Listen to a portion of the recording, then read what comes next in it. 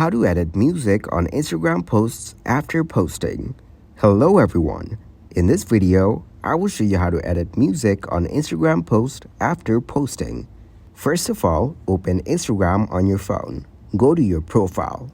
Click on the post you want to change the music of. Click on three dots on the right side. Here are different options for advanced settings. Click on three dots and delete the reel.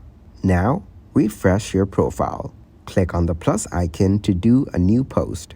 Select a picture or video to post and click on Next. Tap on the music icon. Select the song of your choice and then click on Done. Click on Next and then Share. That's how you can change music on Instagram.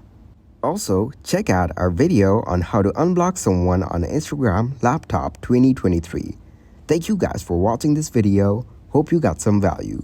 Make sure to like the video and subscribe to the channel to get notified for new videos. See you in the next one.